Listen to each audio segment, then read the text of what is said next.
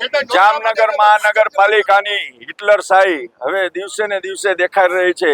જ્યારે અત્યારે પ્રજા જે ગેસ માટે હેરાન થઈ રહી હોય તો નવાઈની માથે દાજિયા પર ડામ આપ્યું એમ અત્યારે પાણીની વાલની અંદર સીલ મારી દીધું છે અને 300 જેવા મકાનો જે પાણી વિહોણા થઈ ગયા છે ને મહાનગરપાલિકાના અધિકારીને પૂછવામાં આવે છે તો કે એ લોકો ટેક્સ નથી ભરતા, પણ ટેક્સ આપણે ઉઘરાવો હોય જેમ જીબી વાળા જ્યારે 5000 બિલ થાય તો તરત જ આવીને કનેક્શન કાપી જાય છે, તો એમ મહાનગરપાલિકાએ વોર્નિંગ દેવી જોઈએ કે તમારો આટલો વેરો બાકી છે, પણ આવી રીતના સીલ ના મરાય, કાયદા વિરોધની વાત છે ને જો આમાં મહાનગરપાલિકા સીલ નહીં ખોલવામાં આવે તો આના ઉપર કોર્ટ ઓફ કન્ડમ થશે ને અમે જેટલા અધિકારી આમાં સીલ મારવામાં આવ્યા છે એના ઉપર અમે કોર્ટમાં જશે ને એના વિરુદ્ધ ફરિયાદ દાખલ કરશે, કારણ કે પાણી એક જીવન જરૂરિયાત વસ્તુ છે। જે ટેક્સ નથી ભરતા એને તમે સીલ મારો, કાયદાકીય જોગવાઈમાં સીલ મારી શકાય છે, પણ તમે એકિયારે આ 300 માણસને પાણી વિહોણા ના કરાય। એક પાણી જીવન જરૂરી વસ્તુ છે। તાત્કાલિક મહાનગરપાલિકાને અમારી તાકીદે ચીમની છે કે એ લોકો તાત્કાલિક આ વાલ ખોલી અને આ પબ્લિકને પાણી માટે ન્યાય આપે।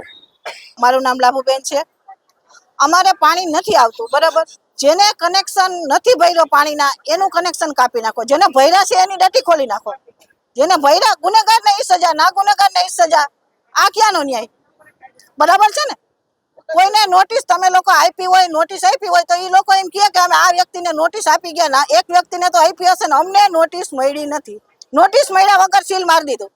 એનું કનેક્શન પાણીના જેના પૈસા ભરાઈ ગયા છે એનું કનેક્શન ખોલી નાખો, નથી ભર્યા એની ડટી મારી દો ને એમાંય કોઈ નબળું માણસ હોય, બીમાર હોય, ના ભરી એક હોય તો એને સરકારને હપ્તા કરી દેવા જોઈએ। અત્યારે કાળે ઉનાળે મારી ના નખાય, કોઈ હપ્તા કરી દેવા જોઈએ, હપ્તે હપ્તે ભરી દે, એને કહેવાય કે ભાઈ થોડા થોડા કરીને ભરી દો। હવે એક વ્યક્તિ બીમાર હોય તમે એમ કે એની ડટી નહીં ખુલે એમ થોડું હાલે?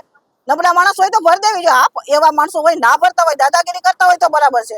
અહીંયા કોણ દાદાગીરી કરે? ભાઈ દાદાગીરી કરવી તો ગોકુળનગરમાં થોડા રહી હે, અને ન્યાય ન કરાવે એટલે આવા પાણી હાટું થઈને કામ હર્યું ન કાઢી। ભાઈ આમાં 100 વાતની એક વાત જ છે કે આ દેશનું કરી 14 જણા વયા ગયા છે, બરાબર। એમાં મારે કોઈના નામ નથી દેવા, ભાઈ કરોડો અબજો રૂપિયાનું કરી ગયા છે, બરાબર છે। તો આમ આદમી તો ખાલી અમલને સામાન્ય વેરો નથી ભર્યો એને, હવે એક જણાને એમાંથી પકડી આવો એટલે આખા જામનગર ગોકુળનગર છે જામનગરના વેરા ભરાઈ જાય, બરાબર। તો ગરીબ પ્રજાને હુકમ લૂંટો છો તમે હે?